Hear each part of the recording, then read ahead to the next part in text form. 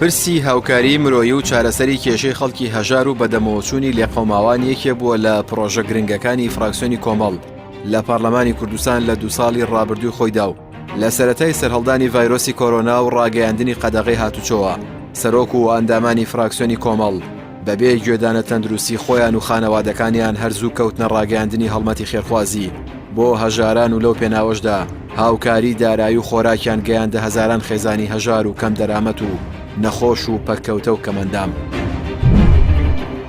ئەمانە بەشێکن لەو کار و چالاکی و پرۆژانی کە فراکسیۆنی کۆمەڵ لە پەرلەمانی کوردستان لەو ماوەیەدا و لە پێناو چاکەی گشتی و خزمەتی خەڵکی کوردستاندا ئەنجامی داوە.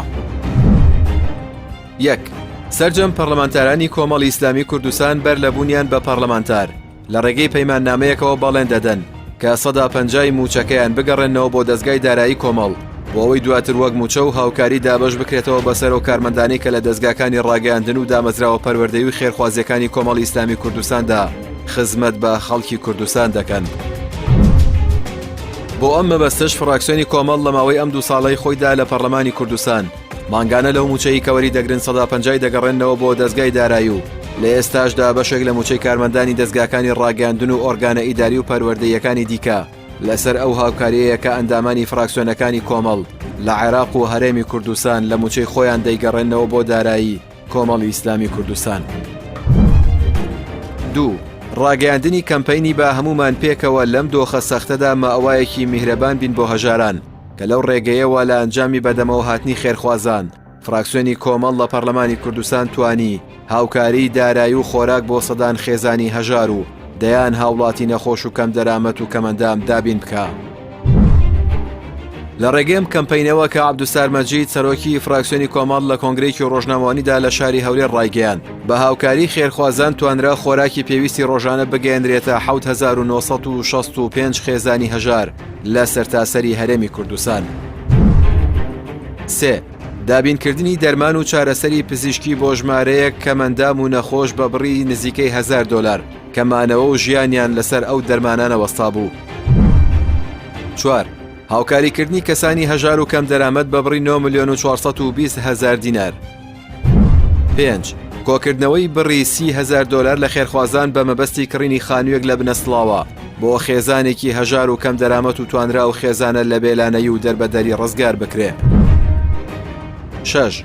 گەیاندنی هاوکاری دارایی بۆ 68 پزیشک و کارمەندی تەندروستی لە نەخۆشخانەکانی چارەسەری کۆرۆنا بە بڕی $20,000. 7. چارەسەرکردنی گرفتی گەڕانەوەی زیاتر لە 200 خوێنکار و خانەوادەکانیان لە وڵاتی تورکیا کە ماوەی چەند ڕۆژێک بوو لەسەر سنوورگیریان خواردبوو ڕێگەی گەڕانەوەیان پێ نەدەدرا و لە دۆخێکی خراپدا بوون.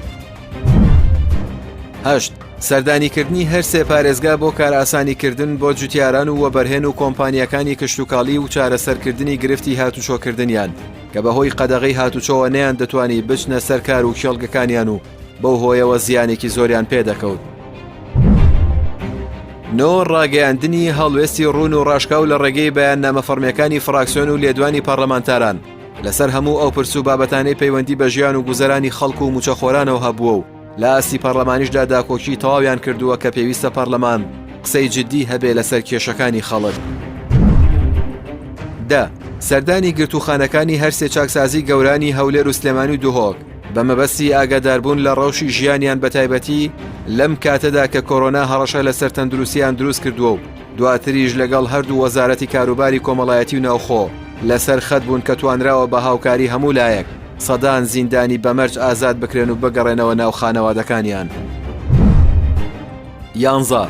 دابەشکردنی هاوکاری دارایی بۆ نزیکەی 100 خێزانی ئاوارەی ڕۆژاوای کوردستان کە لە کەمپەکانی هەولێر نیشتەجێبوون و بەکەوتە و بە ساڵاچوو مناڵی نەخۆش و خاوەن پێداویستی تایبەتیان هەبووە. 12. کڕین و دابینکردنی ئامێری پزیشکی بۆ چەند نەخۆشخانەیەک لە پارێزگاکان بە تایبەتیش لە پارێزگای هەڵەبجە کە تایبەت بووە بە پشکنینی چاو و هاوڵاتیانی ئەو پارێزگایە بۆ ئەو پشکنینە دەبوو خەرجێکی زۆر بکەن و بۆ ئەنجامدانی بچنە نەخۆشخانەکانی سلێمانی. 13. هاوکاریکردنی کەم ئەندامان و کەسانی خاوەن پێداویستی تایبەت و هاوکاری دارایی بۆ خانەکانی بەساڵاتچوان و نەوجوانان لە پارێزگای سلێمانی. لە پاڵ هەموو ئەو هاوکاری و دەستگیرۆیی و بەدەمەوە چوونەشدا بەردەوام و لە هەموو بارودۆخێکا سەرۆک و ئەندامانی فراکسیۆنی کۆمەڵ لە پەرلەمانی کوردستان هاوکارێکی خێر و دڵسۆز بوون بۆ هەژاران و کەمەندام و ئەوەی لە توانایاندا بۆ خەڵکانی هەژار بە تایبەتی لەم دۆخە سەختەدا ئەنجامیان داوە.